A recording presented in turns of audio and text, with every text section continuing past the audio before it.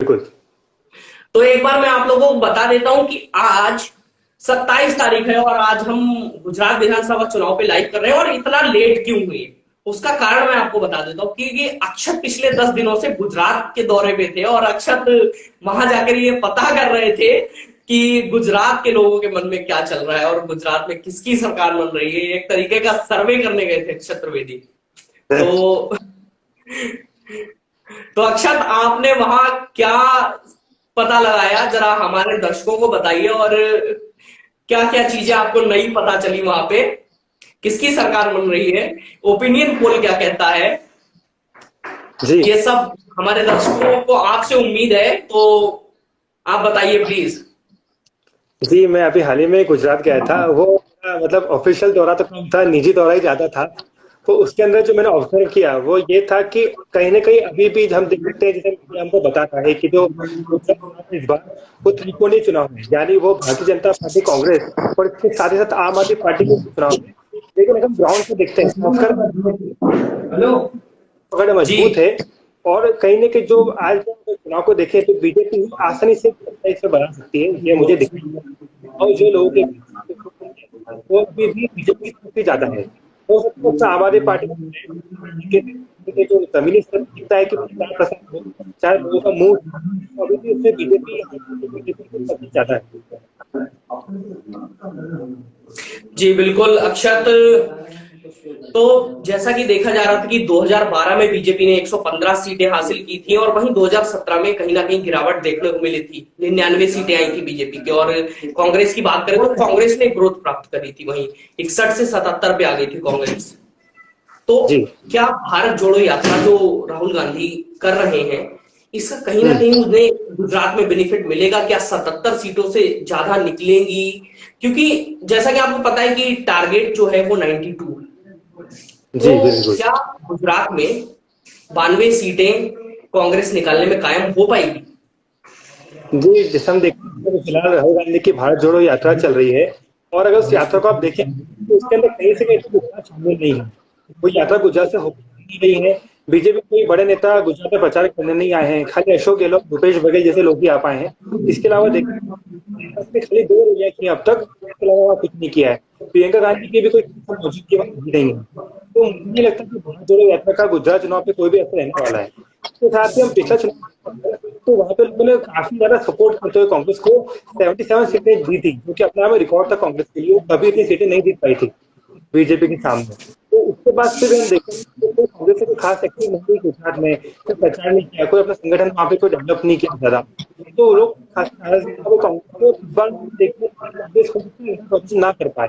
92 तो बहुत दूर की बात है, जो पिछला प्रदर्शन 77 सीट का वो भी बढ़ाना मुश्किल हो जाएगा आम कांग्रेस के लिए। जी बिल्कुल।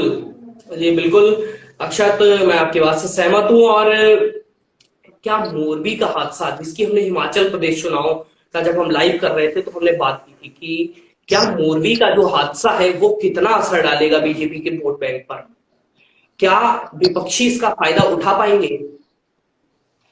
जी, मोरबी का हादसे का असर तो होगा, इसमें कोई दो राय नहीं, क्योंकि काफी बड़ा हादसा था। 135 लोगों की जान उसमें चली गई थी। वो कहीं ना कहीं काफी जो भ्रष्टाचार था उसके अंदर, की उस कंपनी को टेंडर दे दिया पुल बनाने का, जो कि एक्चुअल में वो पुल का काम करती नहीं थी, वो तो बल्कि इलेक्ट्रॉनिक्स का काम करती थी। तो कहीं ना कहीं लोगों में नाराजगी तो है उसको लेकर के, ऐसी कंपनी को अपने ठेका क्यों दे दिया। वो पुल अभी जब उसका हादसा हुआ उसके 4 या 5 दिन पहले ही वो उसका रिनोवेशन होकर उद्घाटन हुआ था, तो इतनी जल्दी पुल कैसे गिर गया। बीजेपी ने इसको काउंटर करने जी। के लिए एक तरीका आजमाया, ये है कि जो उस समय लोग जो फंस गए थे, डूब रहे थे, उनको एक बीजेपी नेता बचा रहे थे। और उसी बीजेपी नेताओं को बीजेपी ने टिकट दे दिया है, ताकि कि जो जो आपने जो गुस्सा था लोगों के मन में उसको काउंटर किया जा सके। लेकिन असर फिर भी होगा, कितना होगा, इतना हो सकता है कि वो कांग्रेस को हरा दे, बीजेपी को चुनाव में उस सीट को हरा दे। वो देखने लायक होगा, असर जरूर होगा, इसको हम कह नहीं सकते हैं बिल्कुल। जी बिल्कुल। आपको पता ही होगा कि इंद्रनील राजगुरु एक कांग्रेस के नेता है। उन्होंने एक बयान दिया है कि सोमनाथ में अल्लाह और अजमेर शरीफ में हम्म। महादेव। तो इसके पीछे क्या राजनीति है और ये बयान क्यों दिया गया है और क्या कारण है, ये जरा हम जानना चाहेंगे। और हमारे दर्शकों को ये जानना है कि ये ऐसी बयानबाजी कांग्रेस की तरफ से क्यों आती है? क्या कहीं ना कहीं जो कोऑर्डिनेशन की कमी है क्या कांग्रेस में? क्या वजह है जी जो इस तरीके के कोऑर्डिनेशन बयान सामने आते हैं? जी जी कोऑर्डिनेशन की कमी जो आप तक बात की वो तो बिल्कुल साफ है कांग्रेस के अंदर, उसमें कोई दो राय नहीं, कोऑर्डिनेशन की काफी कमी है। संगठन उस तरीके से काम नहीं कर रहा है। जहां तक ये बात इस बयान की है कि उन्होंने ऐसा बयान क्यों दिया, तो ये तो उसका जवाब वही जानते हैं। पता नहीं चुनाव के समय ऐसा क्या होता है कि कांग्रेस के दो चार ऐसा नेता आ जाते हैं और अजीबोगरीब बयान देने लग जाते हैं। पिछली बार भी आपको याद हो कि मणिशंकर अय्यर जो थे, उन्होंने प्रधानमंत्री मोदी को कुछ अपशब्द कह दिए थे, और उसका नुकसान बाद में कांग्रेस को हुआ भी था। तो पता नहीं हो जी, सकता क्योंकि है। उन्होंने इसमें इस बात का भी जिक्र किया कि मुस्लिम भी महादेव का नाम ले सकते हैं, हिंदू भी अल्लाह अकबर कह सकते हैं। जबकि देख रहे हैं कि आजकल कितना लोगों की धार्मिक भावनाओं को ठेस पहुंच रहा है।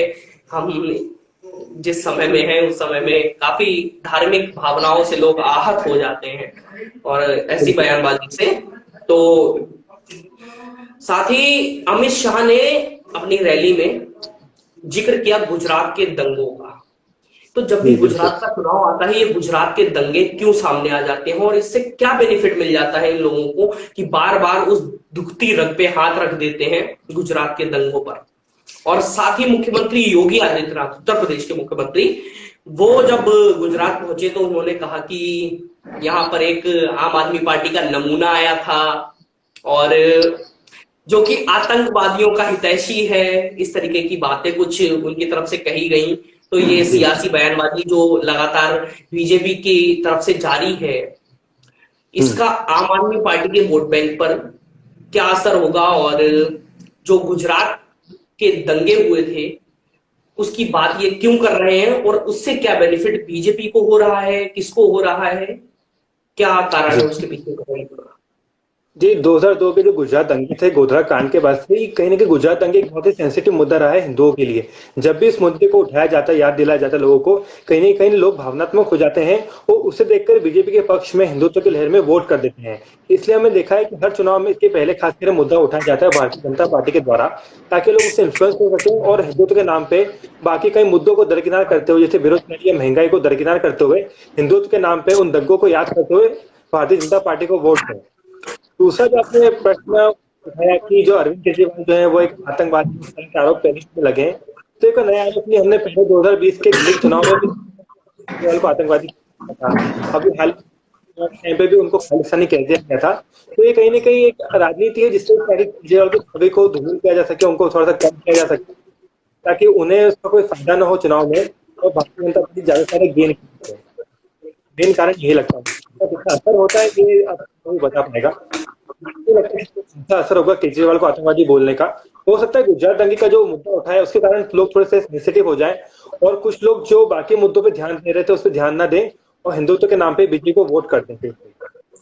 जी बिल्कुल। साथ ही जो एबीपी न्यूज ने सर्वे किया है, सी वोटर सर्वे एबीपी न्यूज का जो है वो मैं आपको बता देता हूं कि देखिए जो सर्वे है उसमें कहा यह जा रहा है कि 131 से 139 सीटें बीजेपी की निकल रही हैं और अगर 131 से 139 निकल रही है मतलब बीजेपी सरकार बना रही है, ठीक है। और कांग्रेस की 31 से 39 सीटें, जो कि बहुत कम है आंकड़ा, चाहे ये हम 2012 से कंपेयर करें और चाहे हम ये 2017 से कंपेयर करें, ठीक है। आम आदमी पार्टी का जो पहला सर्वे था एबीपी न्यूज का, वो 0 से 2 सीटों का अनुमान लगाया जा रहा था जिसमें कि आम आदमी पार्टी 2 सीटों पर सिमट के रह जाएगी।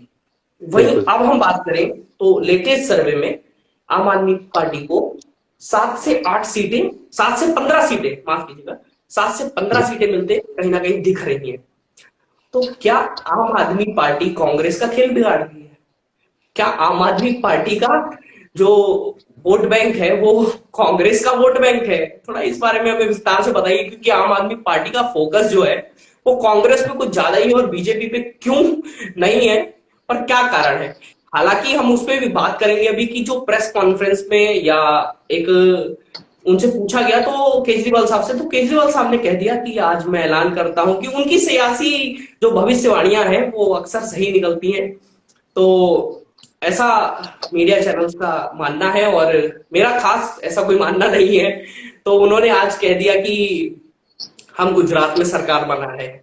तो आप ये बताइए कि 15 सीटों के साथ सरकार बनाई जा सकती है? और जो कि एबीपी न्यूज का सर्वे कर रहा है, ये हम और आप नहीं कह रहे हैं, तो इस जी बारे में थोड़ा हमें बताइए कि उनकी भविष्यवाणी कहाँ तक सही होगी, ठीक है। और जो आम आदमी पार्टी का वोट बैंक है, जो फोकस रहता है जी उनका, वो कांग्रेस पे ही क्यों रहता है? क्या कारण है कि वो कांग्रेस पे फोकस करते, बीजेपी को क्यों नहीं? जी, जैसा कि आपने बताया कि सी वोटर का सर्वे जो बता रहा है कि बीजेपी को करीब 131 से 139 सीटें तक आ सकती हैं। मैं ये तो नहीं कहूंगा कि इतनी सीटें आ जाए, लेकिन हाँ, इसमें कोई दो राय नहीं है कि बीजेपी को सीटों की बढ़त जो पिछली बार से 99 सीटें उनको आई थी, उससे ज्यादा सीटें उनको मिल सकती है। इसका कारण ये है कि जो पिछली बार हम देखें तो करीब बीजेपी को 49% वोट मिला था, उसके कंपैरिजन में कांग्रेस को 42% वोट मिला था। इस बार जो 42% वोट बैंक है, वो कहीं ना कहीं आम आदमी पार्टी के एंट्री के बाद से बढ़ता हुआ दिखाई दे रहा है। आप अगर देखेंगे अब तक आम आदमी पार्टी की हिस्ट्री को, तो हमेशा आम आदमी पार्टी जो एंटी इनकम्बेंसी का वोट होती है, उसको ले जाती है। हमने चाहे दिल्ली का चुनाव देखा, चाहे पंजाब का चुनाव हो, या अभी हाल ही में गोवा का चुनाव भी हो, ये देखा था कि आम आदमी पार्टी जहां पे चुनाव लड़ती है, हमेशा जो विपक्ष में बैठी हुई पार्टी है उसका वोट काट लेती है। और इसका फायदा कहीं ना कहीं को मिलेगा, क्योंकि जहां पे कांग्रेस को हरा सकती थी एक वोट मिलने के कारण, वो वोट अब बढ़ जाएंगे, तो कहीं ना कहीं बीजेपी कैंडिडेट को उसका फायदा होगा, तो कम बीजेपी वहां जीत जाए। अब कारण ये कि आम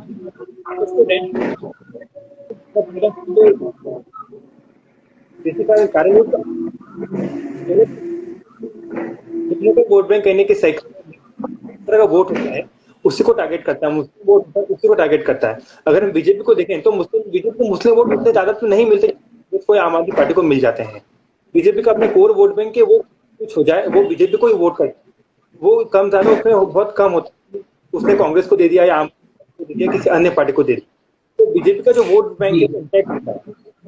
जी बिल्कुल। अच्छा, मुकाबले तो जो पहले चरण का चुनाव है वो मेरे ख्याल से 89 सीटों पे हो रहा है, और जो कि 1 दिसंबर को रहा है, और दूसरे चरण का चुनाव वो 182 है, तो 93 सीटें वो, तो बिल्कुल 5 दिसंबर को जो कि होना है। तो एक चीज जो मैं हाईलाइट करना चाहूंगा कि जो हरिजन वोट है वो 8% है गुजरात में, और मुस्लिम वोट 14% है, जो कि क्षत्रिय वोट के बराबर है, ठीक है। बिल्कुल क्योंकि बीजेपी का वोट बैंक आप भी जानते हैं कि कहीं ना कहीं क्षत्रिय वोट बैंक, ब्राह्मण वोट बैंक, हरिजन वोट बैंक को भी, वो जो वादे हैं, जैसा कि हमारे इस सीरीज का नाम भी है कि वादे जो कभी पूरे नहीं होते, तो बिल्कुल इसमें और आदिवासी वोट बैंक जो इस बार सबसे ज्यादा अहम है, 15% आदिवासी वोट है।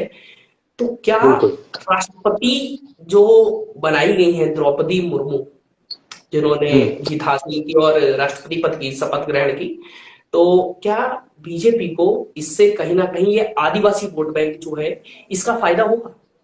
जो उस समय भी हम बात कर रहे थे जब राष्ट्रपति बनी थी द्रौपदी मुर्मू, कि क्या आदिवासी वोट बैंक को लुभाने के लिए बीजेपी ने ऐसा किया कि गुजरात में आदिवासी काफी है, 15% आदिवासी है, आप देखें तो मुस्लिम और क्षत्रिय से कहीं ज्यादा आदिवासी है, बिल्कुल और ये रजिस्टर्ड आदिवासी है जो 15% है। तो क्या ये आदिवासियों को लुभाने के लिए किया गया है? जी बिल्कुल, कहीं ना कहीं जो बीजेपी कोई भी चाल चलती है, किसी को भी पद पे बैठाती है, तो वो ऐसे नहीं बैठाती, वो हमेशा उसका राजनीतिक फायदा देख के बैठाती है। इसके पहले भी जब रामनाथ कोविंद को बीजेपी ने प्रेसिडेंट बनाया था, तो कहीं ना कहीं वो दलित वोट को बटोरने के लिए बनाया था। और हम देख सकते हैं कि हाल ही में ना राष्ट्रपति बनाना द्रौपदी मुर्मू को, बल्कि एमपी में अगर आपने देखा होगा वहां की राजनीति में, तो अभी हाल ही में एक एमपी गवर्नमेंट ने पैसा एक्ट लागू किया है, ताकि वो हरिजनों को खुश कर सके, आदिवासियों को खुश कर सके। तो ये कहीं ना कहीं बीजेपी कोशिश है दिखाने के लिए कि हम देखो पूरे देश में हम कहीं ना कहीं आदिवासियों के साथ हैं, और बीजेपी इसका प्रचार भी वहां पे कर रही है गुजरात में, कि हम आदिवासियों के साथ हैं, हम उनके कल्याण करेंगे उनका। तो बीजेपी टारगेट जरूर कर रही है। अब इसका असर कितना होता है ये दिखने लायक होगा। बहुत ज्यादा असर पड़े तक नहीं है, क्योंकि जो गुजरात में वोटिंग होती है बीजेपी को लेकर, वो हरिजन के नाम पे, इसके नाम पे नहीं होती, बल्कि वो गुजराती अस्मिता को लेकर, विकास को लेकर, मोदी और अमित शाह की छवि को लेकर होती है, कि गुजरात का एक व्यक्ति जो है वो देश का प्रधानमंत्री, वो देश को अंतरराष्ट्रीय पटल पर रिप्रेजेंट करता है। तो जो बीजेपी का वोटर है, जो बीजेपी के लोग लोग वोट करते हैं गुजरात में बीजेपी को, वो आदिवासी इसको माइंड से नहीं करते, बल्कि बाकी मुद्दों को ध्यान में रखते हुए करते हैं।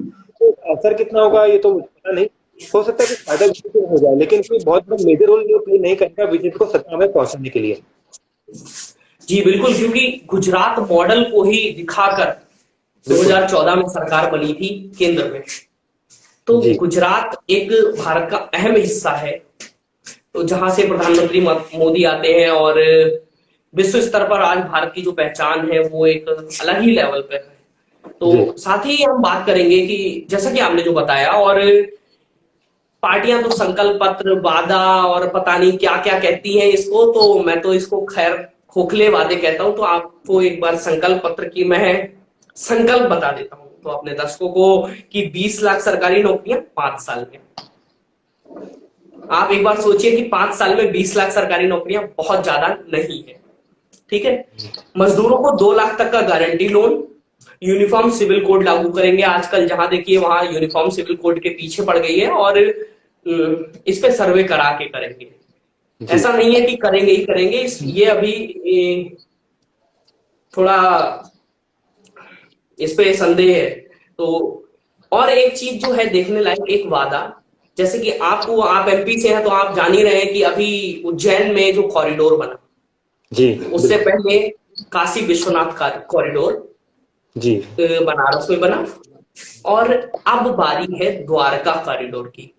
तो द्वारका तो कहीं ना कहीं ये मंदिरों में फंसा के वोट बैंक को लुभाना चाह रहे हैं। इस पे भी हम आपकी राय जानना चाहेंगे, और साथ ही 20,000 सरकारी स्कूलों का मॉडिफिकेशन। तो स्कूलों को मॉडिफिकेशन की बात की है, कहीं ना कहीं केजरीवाल ने थोड़े दिन पहले एक बयान दिया था कि जिस हिसाब से ये स्कूलों में बदलाव कर रहे हैं, उनका मॉडिफिकेशन कर रहे हैं, तो इस हिसाब से 15,000 साल लग जाएंगे। तो कहीं ना कहीं इसको देखते हुए बीजेपी ने ये वादा सामने लाया, अपना संकल्प सामने लाया, हम माफ कीजिएगा 20,000 सरकारी स्कूलों का मॉडिफिकेशन, और महिलाओं को 1 लाख सरकारी नौकरी। महिलाओं को इतना पीछे क्यों रखा गया है, मेरी समझ से परे है। हालांकि वादे ये कभी पूरे नहीं होते। और आयुष्मान योजना की रकम दोगुनी होगी, और केजी से पीजी तक के सभी छात्रों को मुफ्त शिक्षा दी जाएगी। वरिष्ठ महिला नागरिकों को मुफ्त बस यात्रा दी जाएगी। अब ये मुझे नहीं पता कि state to district to district है या फिर सिर्फ अहमदाबाद या सिटी बसों में दी जाएगी, ये मुझे नहीं मालूम। तो ये बीजेपी का संकल्प पत्र है। तो आपको क्या लगता है कि इन वादों से, खोखले वादों से क्या असर होगा लोगों पर, क्योंकि बेरोजगारी पूरे देश में चरम पर। जी देखिए, इसमें मैं ये कमेंट करना चाहूंगा कि अभी करीब 27 साल से बीजेपी की सरकार है। तो अगर बीजेपी ये वादा करती कि हम 20 लाख सरकारी नौकरियां दे देंगे, तो अब तक क्यों नहीं दी? आपकी सरकार केंद्र में, आपकी राज्य में, यहाँ तक कि नगर निगम में भी आपकी ही सरकार है। तो अगर इनको नौकरियां सही में देनी होती तो ये कंफर्टेबली दे सकते थे। दूसरी, इसमें आप एक और बात नोटिस कीजिए कि बीजेपी, जहां नरेंद्र मोदी प्रधानमंत्री एक तरफ केजरीवाल पे, बाकी पार्टी पे कटाक्ष करते हैं कि फ्री की रेवड़ियां नहीं बांटना चाहिए चुनाव में, दूसरी तरफ स्कूटी देंगे, फ्री में शिक्षा देंगे, हम जो महिलाओं का सफर जो है वो फ्री में उपलब्ध करवाएंगे। तो एक तरफ से बाकी पार्टियों पे कटाक्ष करते हैं कि फ्री की रेवड़ियां नहीं बांटना चाहिए, इससे देश की अर्थव्यवस्था को नुकसान होता है, और दूसरी तरफ से खुद ही अपने संकल्प पत्र में ऐसा वादा करते हैं। तो ये भी काफी बड़ी, मतलब देख सकते हैं आयरनी है, कॉन्ट्रास्ट है। इसका असर कितना होता है, मुझे नहीं लगता कि कोई ऐसा असर इसका होने वाला है, क्योंकि सत्ता, इतने सालों सत्ता बीजेपी इतने सालों से सत्ता में, तो करना हो तो अब तक कर देती। और ये सब मुद्दे हैं जो कोई से वादे पहले भी बीजेपी कर चुकी है, पहले भी भूल चुकी है। हमने देखा है 2 करोड़ नौकरियों का बाकी वादे सरकार ने करे हैं, वो पूरे नहीं हुए आज तक। तो अगर वाली सत्ता मिलेगी सही, तो इन मुद्दों पे नहीं मिलेगी, वो बाकी जो अन्य मुद्दे हैं उन पे मिलेगी। इसका कोई ये फॉर्मेलिटी थी, करनी होती हर पार्टी को, तो बीजेपी ने कर दी। वो भी जानती है कोई खासा असर इसका होगा नहीं। जी बिल्कुल। और अक्षत, एक चीज और है कि एक कांग्रेस की तरफ से एक बयान आया है कि नरेंद्र मोदी स्टेडियम का नाम बदलकर हम सरदार पटेल स्टेडियम। तो आपको क्या लगता है कि ये कितना महत्व रखता है, ये बात जो है कि नरेंद्र मोदी स्टेडियम से? हालांकि जब इसका उद्घाटन हुआ था तो नरेंद्र मोदी उसमें नहीं पहुंचे थे, और गृह मंत्री अमित शाह जी और काफी बड़े नेता उसमें पहुंचे थे। तो क्या ये छोटी छोटी चीजें हैं जो चुनाव पे असर डालती हैं? कितना असर डालती हैं? जी, चुनावी बातें हैं कि स्टेडियम का नाम बदल कर इससे वो कर देंगे, इसका कोई खासा असर होगा नहीं चुनाव में कि हम स्टेडियम का नाम बदल देंगे। आप जानते हैं कि पहले भी उस स्टेडियम का नाम सरदार पटेल के ऊपर ही था। तो कोई इससे कांग्रेस कहने की बातें, चुनावी बातें, चुनाव शुरू होती आती हैं, चुनाव खत्म होते निकल जाती हैं। जनता इनको कोई सीरियसली लेती नहीं है, उसको वोट करती भी नहीं है। इसका कोई असर। बिल्कुल।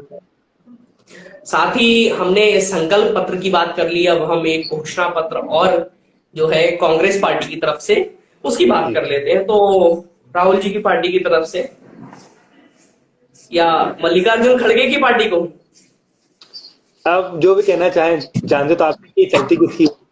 चेहरा कौन है और कौन है?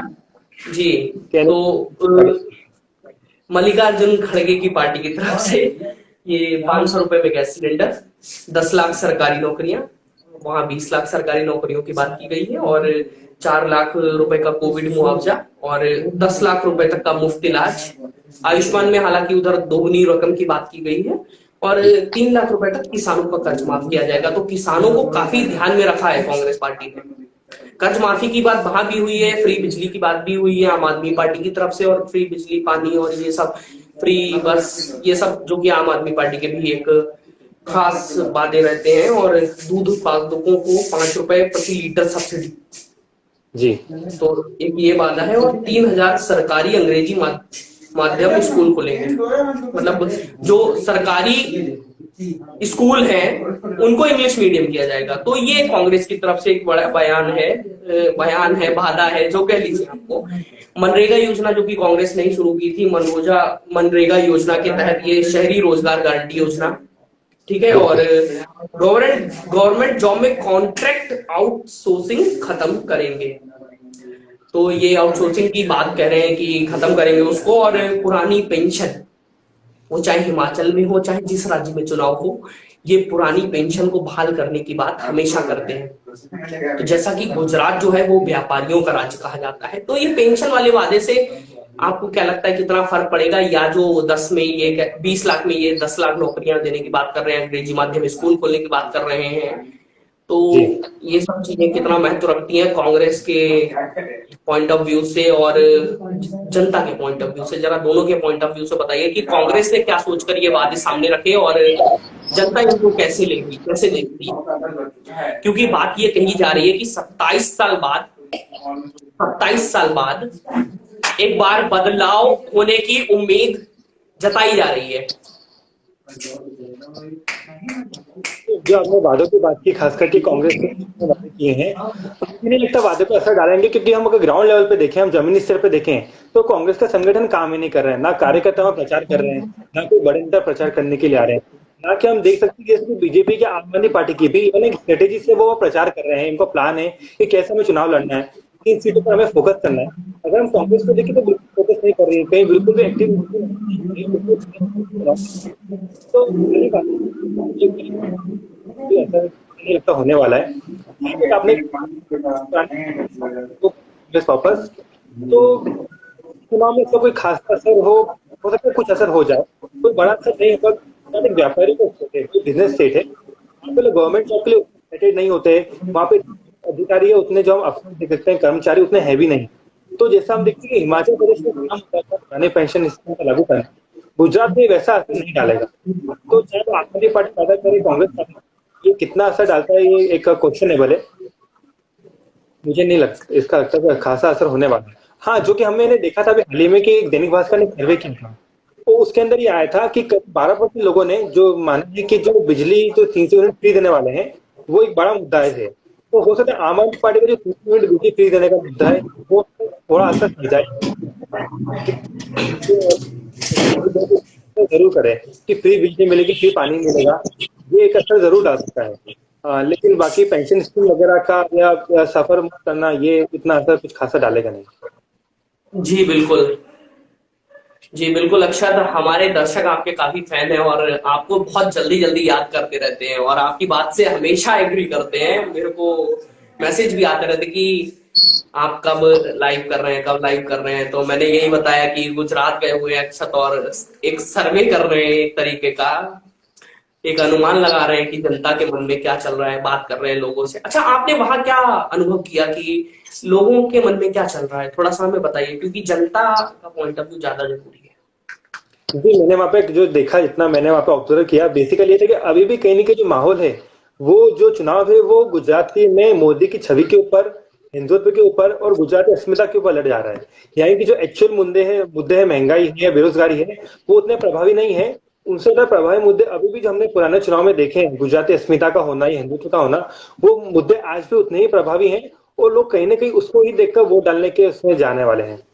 और अभी भी जब देखा मैंने गुजरात में, जिससे पिछली बार हमने देखा था कि कांग्रेस फाइट में थी, कहीं ना कहीं राहुल गांधी को लेकर कार्यकर्ता तक कहीं ना कहीं लगे जितने में चुनाव को बीजेपी को हराने में, इस बार हमें वो कहीं ना कहीं उतना एक्टिव नहीं दिखे। तो वो कहीं ना कहीं इस बार इतना माहौल दिख रहा है मुझे बीजेपी का दिख रहा है, और जो पिछली बार फाइट दिख रही थी इस बार इस पर फाइट भी नहीं दिख रही। इवन अगर हम बीजेपी का एटीट्यूड भी देखें तो वो कहीं ना कहीं लग रहा है कि बीजेपी कंफर्टेबल विन के तरफ जा रही है गुजरात चुनाव में। उसको बहुत ज्यादा कोई ऐसा प्रेशर महसूस नहीं हो रहा है कि खासा बीजेपी के लिए। जी बिल्कुल, मुझे भी ऐसा लगता है अक्षर कि 2012 और 17 के मुकाबले कांग्रेस इस बार काफी कमजोर नजर आ रही है। हालांकि भारत जोड़ो यात्रा शुरू की है, जो इनकी 31 से 39 सीटें निकलती दिखाई दे रही हैं। मुझे लगता है इसमें 4-5 सीटें भारत जोड़ो यात्रा की वजह से हो सकता है बढ़ी हो, असर पड़ जाए कुछ फिर सीटों। भी अभी दौड़ में काफी पीछे है, क्योंकि गुजरात में जो विपक्ष है वो कांग्रेस पार्टी है। हालांकि केजरीवाल साहब ये दावा कर रहे हैं कि वो गुजरात में अपनी सरकार बनाने जा रहे हैं। तो आपको क्या लगता है कि ये भविष्यवाणी कितनी सही होने वाली है? जी देखिए, केजरीवाल वादा जरूर कर रहे हैं कि हम बस सत्ता में लौटेंगे, इस बार हम बीजेपी को हटाकर हम सत्ता में आएंगे। लेकिन ये बड़ा मतलब बोलने में तो अच्छी बात लग सकती हो सकता है, लेकिन मुझे नहीं लगता है प्रैक्टिकली पॉसिबल है। क्योंकि बीजेपी का वहाँ पे एक बहुत ही मजबूत संगठन है। वो खाली बीजेपी नहीं, वहाँ पे आरएसएस, बजरंग दल, विश्व हिंदू परिषद जैसे संगठन भी है जो कि बीजेपी की फेवर में काम करते हैं और उसे जीत दिलाने में मदद करते हैं। तो एक नई नई पार्टी के लिए आना और वहाँ पे बीजेपी को बिल्कुल हटा देना, जो कि उसका गढ़ है बीजेपी का, बड़ा मुश्किल है। मुझे नहीं लगता, हो सकता है वहाँ पे आम आदमी पार्टी अच्छा वोट बैंक ले ले, अच्छा वोट शेयर, जिसमें सर्वे में देखते आ रहे हैं कि कम से कम 20% से ऊपर वोट तो आम आदमी पार्टी ला रही है, ऐसा सर्वे दिखा रहा है। तो जरूर ऐसा हो सकता है, हो सकता है शायद कभी शायद आम आदमी पार्टी दूसरे नंबर की पार्टी भी बन जाए। लेकिन जी बीजेपी को सत्ता से हटा देना, ये तो मतलब हो सकता है, मेरे को नहीं लगता कि ऐसा हो सकता है। ये जरूर है कि कहीं ना कहीं आम आदमी केजरीवाल ने पहले भी ऐसी गारंटी दी है, ऐसे लिख के दिया है कि हम इतनी सीटें जीतेंगे, और वो सही भी हुआ है। लेकिन गुजरात चुनाव में वो सही हो जाए इसके चांसेस मुझे थोड़े कम लग रहे हैं। जी बिल्कुल, देखना ये दिलचस्प होगा कि केजरीवाल की भविष्यवाणी कहाँ तक सही और सटीक बैठती है। तो ऊंट किस करवट बैठेगा ये तो जनता ही निर्णय करेगी बिल्कुल। कि सरकार किसकी बनेगी। 182 सीटों पर विधानसभा चुनाव और आपको 92 सीटें निकालनी है। अक्षर, क्या मैं सही हूँ? 92 सीटें निकालनी है। बिल्कुल 182 अब टोटल सीट्स हैं, 181 पे चुनाव होते हैं, तो 91 सीट्स 92 सीट्स का बहुमत है। पिछली बार बीजेपी को 99 सीटें आई, 7 ज्यादा सीटें थी। जी बिल्कुल, पिछली बार 99 सीटें आई थी और 77 कांग्रेस की थी। जी जी बिल्कुल, और अन्य के खाते में 2-4 सीटें इधर उधर जो होती रहती हैं, जिन पर शायद ही कोई बात करता है। और खासकर मैं बात करूंगा कि केजरीवाल साहब जब से आए हैं तो मुझे नहीं लगता कि अन्य के खाते में कुछ बचने वाला है, क्योंकि केजरीवाल साहब कांग्रेस और अन्य जो इधर उधर निर्दलीय विधायक या छोटी मोटी पार्टियां हैं जो डिस्ट्रिक्ट लेवल पर हैं, उनका वोट खाने की कोशिश कर रहे हैं कहीं ना कहीं। तो मुझे लगता है कि केजरीवाल की पार्टी को कहीं ना कहीं यहाँ फायदा होने वाला है थोड़ा सा। पर मुझे भी नहीं लगता व्यक्तिगत तौर पर कि केजरीवाल की ये भविष्यवाणी सही निकलेगी। हालांकि देखना होगा ये 8 दिसंबर को। अक्षत, आपको क्या लगता है, आपका व्यक्तिगत मानना क्या है कि क्या 131 से 139 सीटें निकलेंगी, जो कि एक बहुत बड़ा आंकड़ा है बीजेपी की? क्या 131 से 139 निकलेंगी? जी, वो सी वोटर का सर्वे है कि 131 से 159 तक, वो शायद हो सकता है बीजेपी उतना ना ला पाए, वो थोड़ा ला भी सकती नहीं भी ला सकती है। बीजेपी तो बोल रही है कि हम 150 सीट का रिकॉर्ड जीतेंगे, और जो रिकॉर्ड था कांग्रेस का 149 सीट जीतने का वो तोड़ देंगे। मुझे नहीं लगता कि शायद बीजेपी की सीट ला पाए, लेकिन हाँ करीब 120-125 सीटें जरूर बीजेपी ला सकती है, क्योंकि विपक्ष में वोट का बंटवारा जरूर हो रहा है।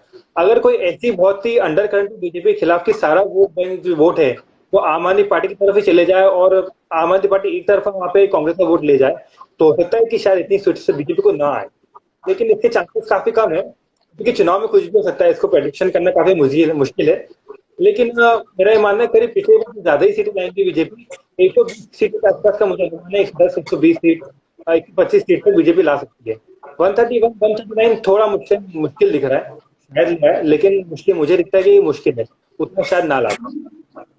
जी बिल्कुल बिल्कुल बिल्कुल अक्षत, मैं आपकी बात से सहमत हूँ। और साथ ही भारत जोड़ो यात्रा में जो चल रही है लगातार, उसमें ऐसा बीजेपी की तरफ से कहा गया है और मीडिया में ऐसा आया है कि उसमें पाकिस्तान जिंदाबाद के नारे लेगा और एकदम से पाकिस्तान को सामने ला दिया गया है। और तो क्या इसके क्या ड्रॉबैक्स होंगे, क्योंकि पाकिस्तान की एंट्री कहीं ना कहीं कांग्रेस, क्योंकि अभी इमरान खान की तरफ से बयान आया था कि बीजेपी जब तक केंद्र में रहेगी तब तक हमारे भारत से रिश्ते अच्छे नहीं हो सकते। जी कौन कहता है आपसे भारत से रिश्ते बनाने को, क्योंकि भारत तो कभी पाकिस्तान से रिश्तों पे बात ही नहीं करना चाहता। और क्योंकि हमें मालूम है कि आप दोस्त बनाने के लायक तो नहीं है और आप दुश्मनी के लायक भी नहीं है। तो कांग्रेस सपोर्ट में थोड़ा सा पाकिस्तान की जिस सरकार को देखें वो रहती है, और साथ ही ऐसे आरोप है बीजेपी की तरफ से कि पाकिस्तान जिंदाबाद के नारे लगे, और कांग्रेस की तरफ से बयान आया है कि ये साजिश है। आपको इसमें क्या लगता है कि क्या ऐसा हुआ है, और अगर हुआ है तो ये कितना असर डालेगा पाकिस्तान की एंट्री भारत जोड़ो यात्रा में? जी, जहाँ पे जो आप वीडियो की बात करें कि इसमें पाकिस्तान जिंदाबाद के नारे लगे हैं राहुल गांधी की भारत जोड़ो यात्रा में, मुझे नहीं लगता वो कोई सही वीडियो है, उसको टेम्पर्ड वीडियो है। और ऐसी वीडियो पहले भी हमने आ चुकी है काफी, कांग्रेस के खिलाफ और बाकी भी। चुनाव के पहले ऐसी वीडियो आना आम बात है, हमेशा हमने देखा होगा ऐसी कहीं ना कहीं खालिस्तानी, पाकिस्तानी, तालिबानी वीडियो आती रहती हैं और वो आरोप प्रत्यारोप चलते रहते हैं। इसका असर को चुनाव पे होगा, गुजरात चुनाव पे तो मुझे नहीं लगता कोई असर होगा। कारण ये है कि कोई इतना बड़ा मुद्दा ये बना नहीं है। दूसरी बात है कि कहीं ना कहीं आप देखेंगे पाकिस्तान का मुद्दा जो है वो कहीं ना कहीं चुनाव में पुराना हो गया, अब वो लोगों को इतना असर डालता भी नहीं है। तो अब तो जब कोई, मुझे नहीं लगता कि ये खाली पाकिस्तान की जो सियासत करने वाले लोग हैं या आर्मी है, उनको उनके ही लोग सीरियस नहीं लेते, तो भारत वाले लोग तो बिल्कुल ही सीरियस नहीं लेते। तो मुझे लगता है कि इससे कोई असर नहीं पड़ेगा और पाकिस्तान को हम लोगों को सीरियस लेना भी नहीं चाहिए, हमारा इंटरनल मामला है। बिल्कुल जी, शुक्रिया अक्षत, बहुत बहुत धन्यवाद हमारे साथ जुड़ने के लिए और गुजरात चुनाव पे अपना पॉइंट ऑफ व्यू रखने के लिए। तो हालांकि देखना दिलचस्प होगा और 8 तारीख को हम आपसे लाइव जुड़ेंगे जब रिजल्ट आएगा, और उसी शाम हम जुड़ेंगे पूरे नतीजे लेके, कहाँ किसकी कितनी सीट्स निकली हैं और क्या हिमाचल में हुआ और क्या गुजरात में हुआ, कितनी भविष्यवाणियां सच हुई, किस करवट उठ बैठा, हम सब आपको बताएंगे 8 दिसंबर को। अगर देखेंगे 7 दिसंबर को तो एक काफी बड़े चुनाव का रिजल्ट आने वाला है, यानी दिल्ली एमसीडी का चुनाव। इस बार वो भी देखना दिलचस्प होगा कि क्या बीजेपी वापस सत्ता में आती है एमसीडी में, जो कि 15 साल सत्ता में काबिज है, या फिर आम आदमी पार्टी इस बार। जी, आपने एमसीडी की बात की है तो एमसीडी में भी हम नजर बनाए रखेंगे, क्योंकि एमसीडी का चुनाव दिल्ली का बहुत ही दिलचस्प होता है, क्योंकि पिछले कई सालों से जो है वो बीजेपी ही है एमसीडी में। और इस बार ऐसे पोस्टर्स दिल्ली में लगे हुए हैं कि दिल्ली में भी जो एमसीडी में भी केजरीवाल एमसीडी में, और ये आज से नहीं लगे हैं, ये दिल्ली में पिछले 1-1.5 साल से लगे हैं एमसीडी में केजरीवाल, एमसीडी में केजरीवाल। तो एडवर्टाइजमेंट पे काफी खर्च कर रही है और केजरीवाल साहब ये कहते रहते हैं कि हम काम कर रहे हैं तो एडवर्टाइज क्यों ना करें। हालांकि देखा गया है कि जितना काम नहीं होता उससे दोगुना पैसा एडवर्टाइज में कहीं ना कहीं खर्च हो रहा है, तो ये देखने वाली बात है। और साथ ही अभी मैं लखनऊ से बात कर रहा हूँ आपसे, तो मैं लखनऊ में मौजूद हूँ, तो यहाँ पर भी चुनाव होना है म्युनिसिपल कॉर्पोरेशन का। तो यहाँ पे हम देखें कि मैं देख रहा था कि काफी ज्यादा विकास शुरू हो गया है। तो योगी जी तो खासकर गुजरात में बिजी हैं, और यहाँ महापौर का चुनाव होना है और साथ ही पार्षदों का भी होना है। तो इस बार आरक्षित सीट यहाँ पर भी आई है लखनऊ में, तो लखनऊ में चुनाव होने हैं, तो इस पे भी हम नजर बनाएंगे थोड़ा सा कि कितना असर डालेगी और क्या होगा। शुक्रिया अक्षत हमारे साथ जुड़ने के लिए, धन्यवाद बहुत बहुत जी बुलाने के लिए, थैंक यू।